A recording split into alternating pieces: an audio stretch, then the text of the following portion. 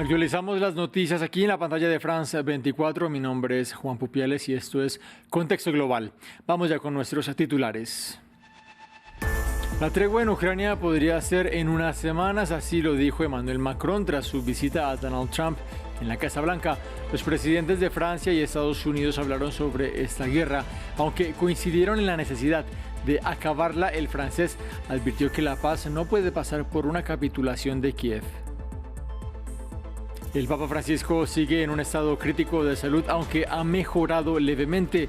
Eso es lo que dice el más reciente reporte clínico.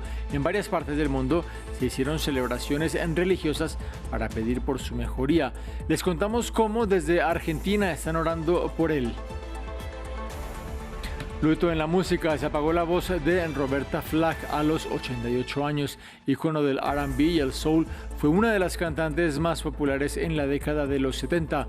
Recordamos a la estadounidense inmortalizada por su éxito Killing Me Softly with His Song.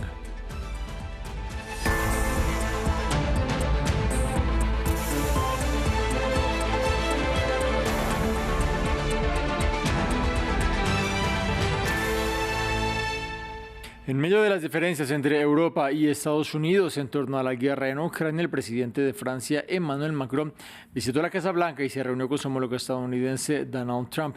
En la rueda de prensa posterior, Macron insistió en las posturas que desde Rusia para afirmar que Rusia es un agresor y que la paz no puede ser a costa de los territorios ucranianos, pero Trump no se pronunció públicamente al respecto, aunque sí aceptó la figura de las fuerzas europeas en la posguerra. El informe lo tiene William Gasso. Un apretón de mano amistoso y discusiones cruciales. Donald Trump recibió a Emmanuel Macron en la Casa Blanca con un tema en el centro de la atención: el destino de la guerra en Ucrania. 3 años después del inicio del conflicto, ambos presidentes repitieron estar a favor de negociaciones de paz, con una condición para el mandatario francés: que no se pacte a espaldas de Ucrania. Queremos la paz. Esa paz no puede significar la capitulación de Ucrania. Esa paz no puede ser un alto al fuego sin garantías. Esa paz debe incluir las condiciones para la soberanía ucraniana, permitiendo a Ucrania negociar con todos los actores sobre las cuestiones que le conciernen y para las que es la única parte que puede negociar legítimamente. Francia pide garantías de que Moscú no podrá reavivar el conflicto como pasó después de la anexión de Crimea. Emmanuel Macron pidió a su homólogo estadounidense que respalde una fuerza europea de mantenimiento de la paz en Ucrania. Donald Trump se mostró alineado con las posiciones del presidente francés e insistió sobre la necesidad de Europa de garantizar su propia seguridad. Me complace que el presidente Macron esté de acuerdo en que el costo y la carga de asegurar la paz deben ser asumidos por las naciones de Europa, no solo por Estados Unidos. Europa debe asumir este papel central para garantizar la seguridad a largo plazo de Ucrania. El presidente estadounidense también precisó que Vladimir Putin estaría de acuerdo con la presencia de fuerzas de paz en Ucrania y expresó su optimismo en cuanto al fin de la guerra, afirmando que podría ocurrir dentro de las próximas semanas. Por primera vez, Rusia se mostró a favor de que los europeos hagan parte de unas eventuales negociaciones de paz sobre la guerra en Ucrania. De hecho, el presidente ruso, Vladimir Putin, dijo hoy que el Kremlin nunca se había opuesto a la idea y que ha sido Bruselas la que se niega a hablar con Moscú. También planteó la posibilidad de que tanto Rusia como Estados Unidos recorten a la mitad sus gastos militares. Pero su participación en el proceso de negociación es necesaria, por supuesto. Nunca nos negamos a negociar con los europeos. Manteníamos conversaciones constantes con ellos. Es solo que en un momento dado, bajo la idea absurda de infligir una derrota a Rusia en el campo de batalla, ellos mismos rechazaron los contactos con nosotros. Si quieren volver a las negociaciones, que lo hagan. Por otro lado, en Kiev, el presidente de Ucrania, Volodymyr Zelensky, protagonizó un evento conmemorativo por los 3 años de la guerra para renovar así el respaldo a su país. Estados Unidos no envió a ningún delegado y los que sí estuvieron fueron los principales líderes europeos. Desde allí, la presidenta de la Comisión Europea, Ursula von der Leyen, anunció un nuevo paquete de ayuda financiera por 3.500 millones de euros. Tanto Bruselas como Kiev insistieron en que cualquier negociación de paz los debe incluir en la mesa. Veamos más en este informe. Líderes de Europa y el mundo se reunieron en Kiev en el tercer aniversario de la invasión rusa a Ucrania. En ausencia de Estados Unidos, los aliados occidentales reafirmaron una vez más su apoyo a Ucrania. Puedo anunciar que en marzo llegará un pago de 3.500 millones de euros para Ucrania. En segundo lugar, como acaba de anunciar el presidente Costa, se celebrará un Consejo Europeo Extraordinario y en este Consejo Europeo Extraordinario presentaré un plan global de inversión en defensa para aumentar nuestra producción europea de armas.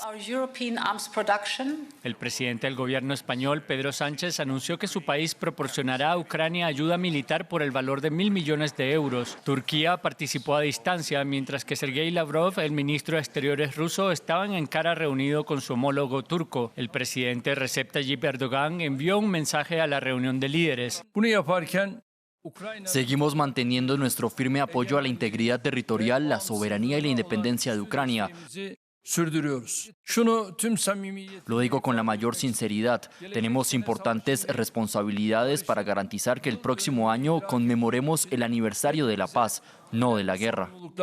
Aunque Estados Unidos no participó en esta cumbre, el presidente ucraniano Volodymyr Zelensky envió un mensaje a su homólogo Donald Trump. Nuestros equipos ya están trabajando productivamente con los Estados Unidos en el acuerdo económico que esperamos firmar en Washington. Y, presidente Trump, realmente nos gustaría escuchar de usted por qué toda nuestra gente, todas nuestras familias están preocupadas. ¿Habrá apoyo de Estados Unidos? ¿Será América el líder del mundo libre? Para nuestra gente, para la vida en general, es tan importante que el apoyo estadounidense, la asistencia estadounidense permanezca. Realmente creo que podemos ser igual de eficaces para tener garantías reales de paz. El secretario general de la ONU, Antonio Guterres, pidió no escatimar esfuerzos para poner fin a la guerra en Ucrania. Una paz que ha subrayado debe ser justa y duradera. En la República Democrática del Congo, este lunes la primera ministra compartió cifras sobre la crisis humanitaria provocada por los combates en el este del país. Tras el avance del grupo armado M23, apoyado por Ruanda, por las regiones de Kivu del Norte y Kivu del Sur, son más de 7.000 personas las que han muerto por el conflicto. Maxime Pluguinet con la ampliación. Kivu es escenario de una crisis humanitaria producto de la peor escalada en más de una década. En una reunión de alto nivel del Consejo de Derechos Humanos de la ONU celebrada este lunes en Ginebra, la primera ministra de la República Democrática del Congo compartió una cifra escalofriante, la de cerca de 7.000 personas muertas por los combates en el este del país desde que los rebeldes del M23, apoyados por Ruanda, iniciaron nuevos avances en enero. Cuando hablamos de los 7.000 muertos, hablamos de todas las zonas que han sufrido atrocidades en los últimos días, porque estas cifras proceden de los distintos centros de salud que tenemos en la zona. Y en Goma, según fuentes de la ONU, hay más de 3.000 muertos. También declaró que la guerra había dejado sin refugio a unas 450.000 personas tras la destrucción de 90 campos de desplazados. Solo en Goma, ciudad de 2 millones de habitantes y centro humanitario para los desplazados, los combates han causado casi 3.000 muertos. Los heridos han desbordado las instalaciones médicas. Más de 40.000 personas, en su mayoría mujeres y niños, han huido a Burundi en febrero a causa del conflicto, incluidas más de 9.000 en un solo día. En más noticias, la salud del Papa Francisco presentó una leve mejoría, pero su estado sigue siendo crítico. El más reciente reporte del Vaticano agrega que el sumo pontífice de la Iglesia Católica sigue conectado al oxígeno y que la insuficiencia renal que presentó no es mayor. El Papa también agradeció a quienes están orando por él. Decenas se reunieron en la Basílica de San Pedro para pedir por su salud. Y en Argentina, su país natal, el arzobispo de Buenos Aires convocó a una celebración religiosa, nos lo cuenta nuestro corresponsal Natalio Cosoy. Quienes gritan estos vivas hoy por el Papa Francisco se reúnen aquí en la Plaza de Constitución, en la zona sur de la ciudad de Buenos Aires, una plaza que cuando el Papa todavía era Jorge Bergoglio y era arzobispo de Buenos Aires, vio como él estuvo aquí dando misa sobre todo dedicada a cuestiones sociales. Es un Papa muy vinculado a la cuestión social, al acompañamiento de los pobres.